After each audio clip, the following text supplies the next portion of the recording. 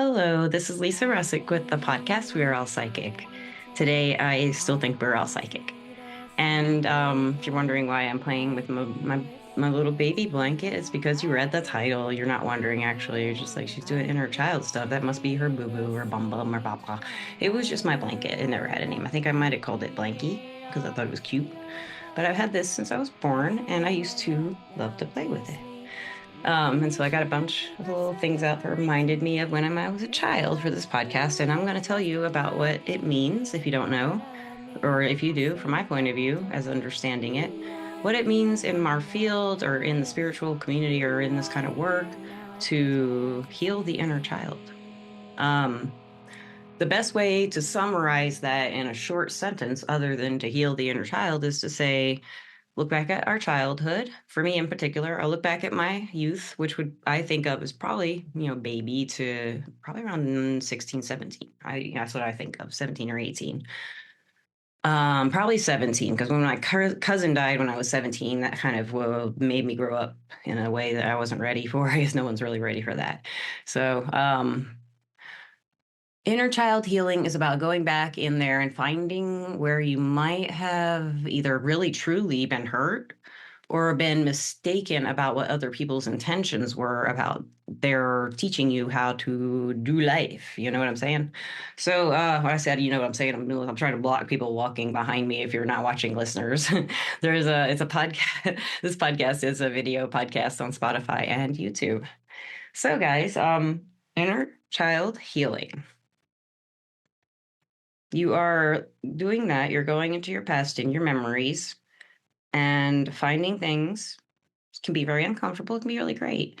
And it's really great to do with a healer. So I'll get to that. But in my case, like I would sit down and I'd think about a time maybe in my life. Let's say we'll give you an example of when my cousin died when I was 17. Well, I was close with him when we were kids. All the cousins were really close growing up in my mom's side of the family and my dad's side of the family. We spent a lot of time with our cousins growing up. And I was the youngest, so I spent a lot of time. And I'm going to show you this picture. This is a picture of me and my cousin Andrew and my first beloved. I had one other cat named Cloudy and another cat named Pumpkin. But this was my beloved first real cognizant, I know what you are, I know what we're doing cat, Buttercup with Andrew, and that's me. So I'm going to talk about healing the inner child for an example and what's the benefit of it with this particular cousin. He died when I was 17 and he was murdered. The details don't matter. They caught the person who did it. And I think I've mentioned on the podcast before that my first mediumship experience was right before I got the news that he had passed away on the phone. I've talked about that. I want to talk about that right now, though. I want to talk about after what happened when I got that phone call and had to live in the reality that my cousin was murdered. You know, that there's people in the world who just random stranger murdered him. You know, it's like crazy stuff. He thought he was a friend, picked him up in a bar with his other friends one night, that kind of thing. You know, it's just you never know. And this picture, so when I found this picture, for example, after that happened, when I was in my 20s, it made me really sad. And it made me just, I want to think about it. I want to think about it. So there, I'm going to pause with my story about my cousin Andrew. And my healing my inner child wound, I would say, maybe, if you want to work with the terminology there, I would be healing an inner child wound of believing somehow everyone is really inherently good. No matter what, there's really not a murderer in the world at that age. At this age, there definitely wasn't a murderer in my life or anywhere in my life, in my future, anything. I didn't think that was real, really. I mean, I was afraid of everything, but I was more afraid of like elevators. I wasn't afraid of people usually not. But if I was, I stayed away from them. I wasn't tricked. And I do look back a lot at my early childhood memories all the way up till maybe around 14 is when I start losing them. And I've talked to other people. Most people say they don't really remember their early childhood very well. And that's why I stopped where I stopped with discussing healing the inner child. Because I had to look back at this time in my life. Did I remember this picture when it was taken? I do, actually, because I remember getting this cat Buttercup and Andrew had just named her. Buttercup in the kitchen. And my mom took this picture, I think. I can't remember who took the picture, but I could have been, no, I think it's my mom. And that we had just named her because you can see I'm so excited we had just named her. I'm like, yeah, we named her Buttercup, but she's all ew. So what am I wearing? It looks like I'm wearing like a pillowcase. So I looked back at this time and I remember that day and I remember the room. I remember how everything looked. It was like really cool. And I had to think about what was going on in my life. I was in fourth grade. I couldn't make friends very easily because I didn't understand the accent in Alabama. I had just moved from Chattanooga, Tennessee, but if you don't know, in the United States, in the southern part where I live now, Nashville, and where I lived before when I was doing the podcast in Alabama, most people have very thick accents, a very thick southern accent. If you heard Misty on the show before when she was my co-host, she had a southern accent. There are kind of different dialects of southern accents, anyway, it's not important, but in Alabama, they were really thick when we moved there, and I could not understand people. When my teacher asked me, "Do you not have your math book?" I was like, "Do I not have my? Do I not? Do you not have not?" She did some kind of double negative thing that the Southerners do. You guys heard that before. Do you not know what you're talking about? I'm mimicking there, but it's like the double negative. Do you not know? Do you not something? Or do you not? I can't remember exactly how it goes, but she had said something like that to me, and it really confused me. I started crying because, first of all, I couldn't understand her what she was saying at all, and she kept talking, and finally understood her say math book. So math book. She had a really no, it's not like that. It can't. She had that really thick, sweet Southern accent, not the twangy kind. It was a really beautiful accent. So it was real soft like this. So it was very hard to understand coming from Chattanooga.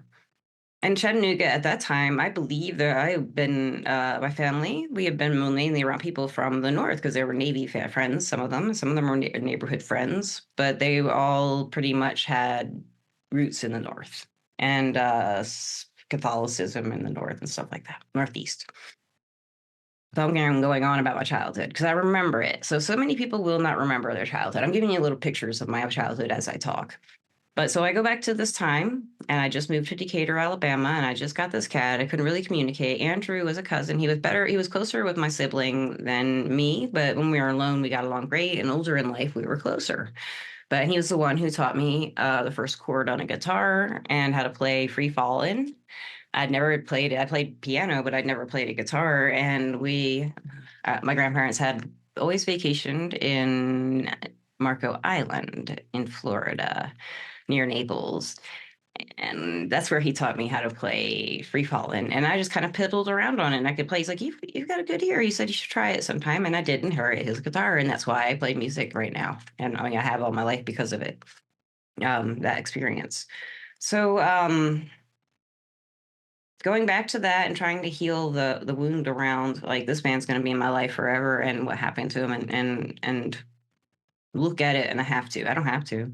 I don't even have to remember it. I don't have to do any of this. What's the point? Let me get to that. So the point is to not hurt around that anymore and not carry it subconsciously because it is there. It's always been there. It's always there, especially when we're young. That's our first impression of anything. And the misunderstandings, I think, are worse sometimes to work through than outright mistreatment. I wouldn't say worse. It's a different kind of working through than mistreatment. Misunderstanding, like for me, as an example of misunderstanding, is that, I thought Andrew was my brother's cousin's, my brother's friend cousin and not mine, but he was really both of ours. So that was a misunderstanding I carried, right? I was never said that, Andrew belonged to Richard as a cousin friend. It's not like that. But I had just like made that assumption because I was young and I didn't know what social things were yet. I didn't know what it meant. It's like they're always together and they're always hanging out. We called them Richard and Andrew. They were one word, and that kind of thing. So what I ended up doing about that, well, my technique is a little different, but I would say I'll teach because I'm a medium. So I worked with speaking with him and he helped me understand communicating with the spirits. And when Sam came around, he helped me understand Sam. And then Sam pretty much came in. I didn't talk to Andrew much because I didn't think I could. And then when I realized I could, that's it was a different kind of thing. Like right now, I can ask him if he wants to come in. Let's see. Yeah, he's around. He doesn't want to show himself to me. Oh, there he is. Hey.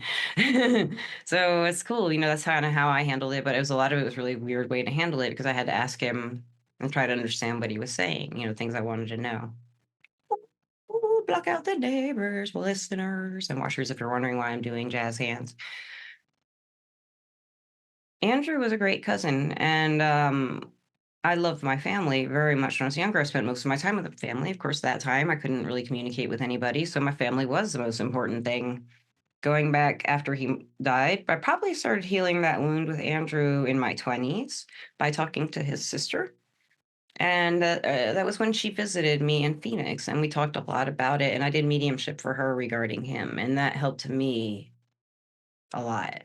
And I didn't do this with her, but when I was doing the mediumship, I don't remember anything about what he said to her through me. I didn't channel him, but he did have messages, and I don't know if I got them right or anything. Maybe she'll remember. But for me, going back into healing that was really just making peace with the murderer, the idea that he existed, um, that this person existed that could do something like that to anyone, but especially Andrew, because he was so good. He was like the greatest person, so sweet and gentle and nice and thoughtful and really talented and just like a really cool guy, fun, made everyone get along to make. He just kind of naturally had people get along, that's cool. And I admired him a lot. Um, so the point was, I can talk about it now, and I'm not crying, I'm not upset, and I do like to remember Andrew's time in life. It was a good time. He was a great cousin, and I don't feel like the ache or the damage that it caused at that time anymore because I spent probably several years in reflection of every little memory I could grab of him from my childhood. Now, this is something I think is the reason I remember my early childhood very well. Two reasons, actually. I wrote in diaries pretty much all the time, but not until I was in fourth grade. So all that other stuff I just remembered because I ran it through my memory a lot. But my diaries, I'm obsessed about what happened. Not in a weird way. I just thought about it. I'm a thinker. I'm an obsessive thinker. Anyway, I have to be thinking about something or I'm bored. So I think I would just remember stuff when I was little because I didn't have much information. So I just remembered yesterday and the day before, or big things or little things, details. And many people don't remember their childhood and they may think there's something wrong there. There might not be. You may just not remember because it wasn't, you haven't spent so much time. But I wrote journals and I reread them constantly. So these memories were embedded in my brain. Every time I wrote a diary entry, I'd go back like 3 weeks and start reading. It's kind of how I edit books now. And if I had been writing fiction, I'll write like 5,000 words and then go back about 15,000 words and start going and edit while I go until I catch back up. And so I repeated it all in my memory. And they say that the way we remember stuff is by, running it through our brains a lot and it makes stronger neurons make stronger binds. So however, I don't know if memory works, but they say that's how they do. You can go read about it, how they say it do. They say it does. Um, it really helped me be able to talk to people about their problems about around anything like this if they lost someone they loved, especially to murder, because it's really a hard thing to think about and get through, especially when you're young too. Anytime, there's never a good time. It's never good. It's you know what I'm saying. It sucks. It always sucks. It always sucks. There's never a time that doesn't suck. So, and it's like a word that, suck. I mean, it carries so much, but it's the way you say it, man, right? So you might, if you're a regular watcher, have seen my little stuffed animals in my background, right? And so I usually have these guys on my couch. This is Lilith. Some friends gave me this as an adult in my 30s. Megan and Jay, thank you guys. I love Lilith. I still have her. I love Lilith. And Jay had just drawn something, and his wife was a seamstress, and she used to make these stuffed animals where they were all really like cats and dogs and mice, cat toys sometimes, stuff like that. And he designed this and she made it for him, and they actually gave it to me because I loved it. They thought it was ugly, but I think she's awesome. They named her Lilith. Isn't she just the cutest thing? I mean, she's just like a dress, and like, oh my gosh.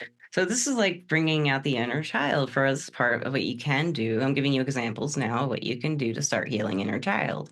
You can play with your toys again. I know that sounds so weird. Had an aversion to playing with my toys for a long time, but my second husband got me to bust them out, and I was really happy he did. Now these are adult toys, but they made me feel like a kid as an adult, and they still do. So this guy is a Tonberry from Final Fantasy 11. And he was a bad guy. He walked real slow, and he would just go whoop, whoop, and you go get him. You go boop, boop, with your carbuncle. That's what I did. And my carbuncle, well, I don't think he's in here. I have a little glow in the dark carbuncle up there, glowing carbuncle up there. Anyway, so this is something you can do, is like play with your toys. Now, so I'm doing right now. You can see, like, if you're, well, there goes my phone. I meant to mute you. Oh my gosh. So what you can do is like this guy. I think his name was Appleseed, and he's a Briar horse, and I have kept him forever because he has a hat. I love this guy. He's got a hat, and he can go this way too. His ears a little chipped. He's all beat up, but I love this guy. And I had a couple more put away, but they're barely broken. But this guy, pretty much his paws are red. Is still on. His gloves, I mean, are still on, and he was a favorite. And I felt so sorry for him because he had nothing fabulous going on except the hat. Most of them were these great stallions or these beautiful mares doing poses, and he's just like, "Hey, what up, guys?" Loved him, loved him. I still love him. See, there goes his hat, and I have not lost it yet. Don't say anything. Don't say anything. I might lose it. And if you play and you want to do this, you want to, you do. And if you don't do that, then your little inner child might want to be like, "Hey, man, I'm a finger with a hat. I'm going to talk to this finger. You don't have a hat. You suck. Suck's a loaded word, dude." Okay. So that was my Appaloosa there, and then I had a big thing for Lady and the Tramp. So I had the Lady and the Tramp, and I had gone to Disney World with my family, my cousins, Andrew, and my other cousins in my family.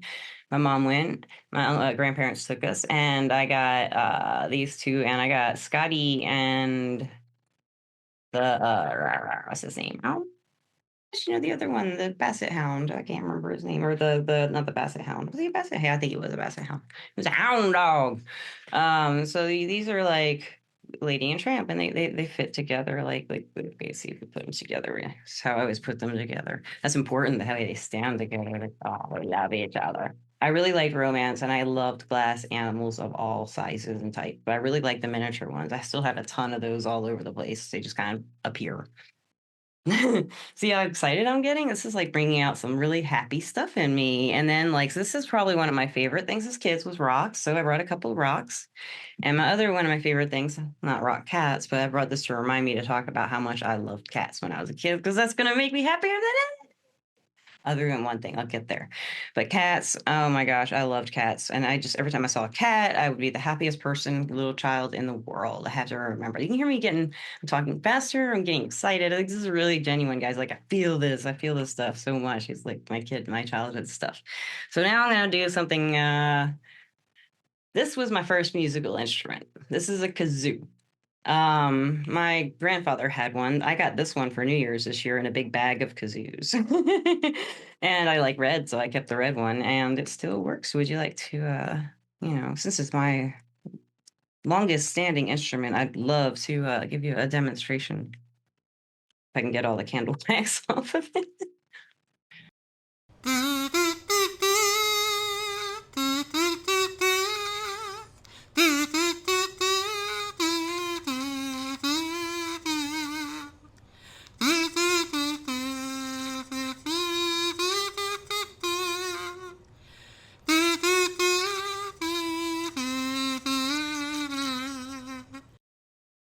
So that was my first musical instrument, and we played more like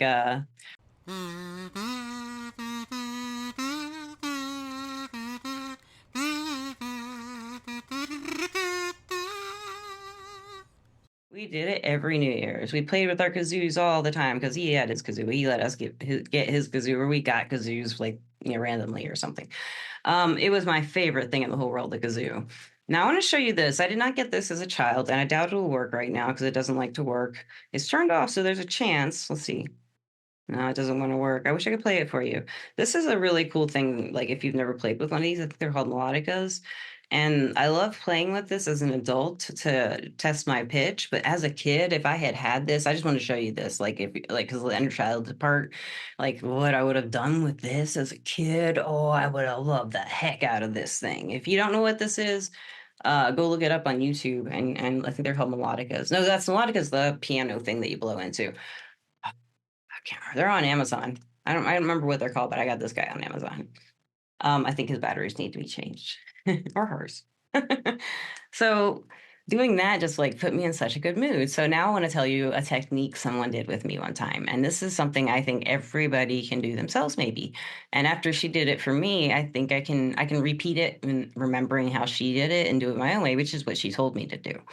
So this is one of my fellow readers at Cosmic Connections when I worked there, and she started with a meditation, an inner child, meet your inner child, go meet your inner child and see her and see how she's doing, meditation kind of thing like that. So I can't remember what I was going for the read. I think I just wanted a reading. I don't know if anything was going on that I wanted the reading for. I said I just knew she could move energy. I'd heard. I mean, she told me she moves energy as mainly. She can do readings, of course, stuff like that. But she moves energy as one of her main skills. Cleansing the rooms, people moving energy out of their energy field. And I was like, that's really cool. I've got to experience this. And I liked her a lot. We got along really well. She was cool. And so she put me through this meditation, and the meditation was like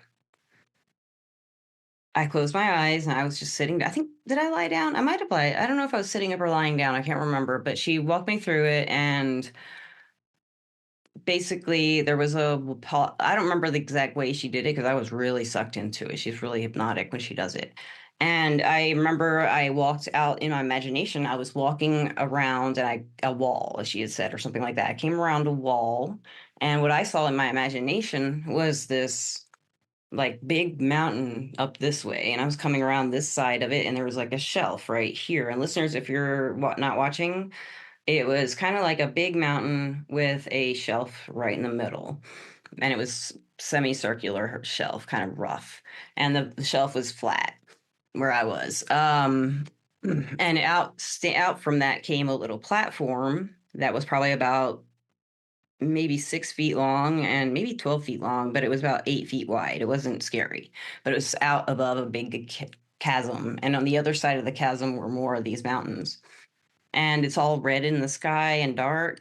And there was lightning, but you couldn't hear any thunder. You could just hear like nothing. There's nothing. It was a really dead silence. And so that's how my imagination felt during this meditation where I was coming to meet my inner child. Now, I expected like 6-year-old me, a 9-year-old me to pop in. But instead, I came around the corner and she said, ask for your younger self to come. And I saw my 12-year-old self peek around the edge of the other side of the boulder at the end of the cliff edge of the mountain. And I saw me, her, wearing a sweater as what I had taken my seventh grade picture in. And I remember wearing that a lot. And I remember it was something my mom really liked on me, but I didn't really like it. Ooh, it's getting hot in here, guys. It wasn't something I really liked, but she said I looked good in it. So I was like, okay, I'll wear it for my pictures. And she said so. I think I didn't argue. I had no fashion sense. In Catholic school, we wore uniforms. And in seventh grade, I was still at Catholic school. So I wore this, and I don't care what it looked like now. I remember it perfectly. I don't have any judgment about it whatsoever, but I just remember it perfectly. The thing I didn't like about it is it had a collar and a sweater over it, and it would chafe. It's not the way it looked so much. It just didn't fit comfortably. I remember so much. See, look at this. I remember those kind of details about clothes I wore in seventh grade. And so that's why she was wearing it probably, because I remember this one in particular. So she came around. I want to say she right now, because it was very important. At the time, I felt very much like a she over there. She was over there and I'm over here. And I knew her. She had her braces, she had her bangs, and they were, she had her ponytail because she always kept her ponytail. She had tried to get a perm in sixth grade and it didn't take. They did it twice. But what did happen was her roots grew a little bump. So she had a little bump that had to grow out for a really long time. So she wore her hair up, and her hair was up in a half ponytail with her bangs down, and they're trying to curl them, but they never curled because they never kept, because they're all kind of weird. Everybody in the 80s that time were doing the big poofy bangs in the South, and I wanted to do that, but I never could. So her bangs are kind of like that and messy. And she's peeking around, and Lori, she's guiding me through this. She says, "Okay, you go and see her, ask her to come to you." And I did, and she came. And I said, "How are you?" I can't remember the whole conversation, but we did walk out to the edge of the cliff, the edge of that platform area I told you guys about. And we stood out there and we hugged. She told me to hug my inner child or hug her, the child I saw. I wasn't telling her anything I saw. She was just guiding me through. And because there was usually in these guided meditations, when you meet a guide or a spirit or some aspect of yourself or something like that in a meditation in your imagination, you're going to have a period of time where the person guiding the meditation just kind of stops and lets you talk to whatever you're talking to, work through whatever you're working through, imagine whatever you need to imagine. And that's kind of what she did for a while. And this was so long ago. I don't remember exactly what happened, but I felt pretty good. And we got to the root of something that was bothering me with talking to her. And then I hugged her really tight, and like she was still kind of like, I just don't feel good. I'm depressed. And I was like, well, you won't feel that way long. I told her, when you're older, you're going to be a lot happier. You're going to be able to have more ways to pull yourself out of that feeling. And I told her, you understand why you have these feelings and stuff like that. And she didn't really believe me. But afterwards, I felt better. And then my friend, she like said, okay, and she this is I can't remember how it all played out. I think I was still in the meditation. No, I think I was sitting with her and telling her what I saw.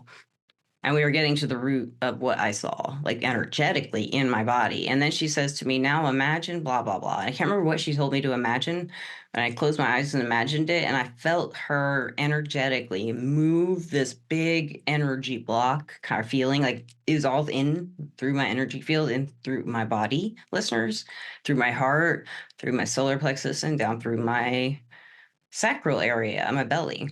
It felt like a kind of like a I close my eyes and feel it. It felt like a kind of like a mirage looks, but it was like a rectangle, and it just all moved out with curved sides, and it kind of moved out of me to the left, and I felt it move out of my body field, body field. I don't know, body. And then I felt it move out of my energy field into my energy field outside of my body. And then I felt it move out of my energy field. So if any of you are watching this and you're empaths or you tried doing that or you listen to this again and try it, I just reenacted the feeling of that happening to me. So you might be able to feel that if you go back and listen to this. And while I talked about it, you might be able to feel it. If you're like the way I am is if people show me stuff, usually if at least especially a bunch of times, I'll be able to figure out some way to do it myself or not. I'll be able to figure out something I can or can't do or whatnot, but I can figure it out usually. I haven't been able to move energy like she can, but I can reenact that and I can push it out of my mind. It's always wanting to go to the left for some reason. And I feel like with Reiki habits, you want to pull all the energy out and just kind of get, you feel it. You just, get it out of me. And you throw it out to the universe. So that's what she did, and I felt so good. I felt so good. Why did I need that? What did it do? What's the point of healing the inner child? There's a lot of stuff to heal if you want to. And people have all kinds of misunderstandings, especially about their early childhood and what they heard and learned. I learned that love was transactional, like I had to earn it. Now, that was not taught to me. That's not what my parents taught me, but that's what I learned. I just did. That's what I learned. That's not they ever told me that. They always loved me. They were completely unconditional love. Never have held hardly anything against me in the long run. Nothing against me in the long run, really. They have shown me unconditional love. They're the only ones who have. What parents are for, right? I guess maybe not. Maybe somebody in the world other than my cats will unconditionally love me again, and maybe I will unconditionally love someone again. I am a romantic and an idealist, and going back into my childhood and thinking about the times when I was really the happiest, like out in the woods and in my freaking room playing with my toys. That was my thing. My toys in my bedroom with my blankie and my, oh, those closets were scary though. You had to be really careful when you open the closets, guys. That's my advice. Be very careful when you open the closets when you're going into inner child healing. Turn the light on. Ask someone to. Ask your younger self to go in there and turn it on herself if she was afraid of the closet. And she'll still do it. She'll be so proud of herself. Stuff like that. You can heal a phobia of being in the dark just with healing inner childs. memories. If you don't have any memories, go to a hypnotist. Find someone who can hypnotize you into, maybe if you want to. It's just an idea that popped into my head. You could see some kind of hypnotherapist who goes into your early childhood memories and brings them back. I'm If you don't have trauma that you remember and you're pretty sure you don't have any that you don't remember and you just don't remember your childhood, I bet you'll find a bunch of things coming up and you'll be like, oh, yeah. So that'd be really cool if you want to try that. And then maybe you'll find some misunderstandings that are applicable to something going on in your relationships, in your job, with your friendships, and even your relationships with your dogs and cats. For real. Goes all the way back to how maybe your parents treated pets, something like that, or felt about pets or didn't. And with that, listeners and watchers, I do love you. I want to let you know to go try one of these things. You should heal your inner child. Why not? What else you got to do? It feels great to revisit it. Even if you had a terrible childhood, you had some moments where you were innocent and sweet and happy, even if you feel like you never did. Some of the worst lives have been that way, but some of the people I've known with some horrible childhood stories they've told me, they're really beautiful people and they did it through inner child healing. And they didn't go out and do the same thing their parents did. They stopped the cycle. That's part of what inner child healing is about, too, stopping cycles in the family. So, you guys, I love you very much. And I hope you enjoyed this. I hope it was a kind of good explanation. I know it wasn't the absolute best. And I had a good time making it. I like playing with my blankie. And I call it a wooby from now on. Here's my blankie. Here's my blankie. I used to have a scroungy, and I don't want to talk about that. Maybe someday I'll see scroungy again. But you guys have seen Scroungy. I've posted him on Instagram and I've posted him. I've had him in the background in videos. He's an old stuffed dog. Maybe someday. Okay, listeners and watchers, I'm going to go heal that wound. I'm losing my Scroungy. I love you guys. Thank you for always watching and listening. And Everclear, my sponsor, thank you always for sponsoring my podcast. Everclear is an advice app where you can get advice from psychics and empaths so you can get the clarity you need to create a life you deserve. And you deserve it. I deserve it. This Tonberry deserves the life he wants. What do you want, Tonberry? Oh, it's actually kind of sweet. He just wants to be in the cave walking around slowly and no one bother him. Because he can hardly see, man. He's got a lantern in the dark and his eyes are like this. He doesn't even have pupils, man. He can't see. And let's see, Lilith.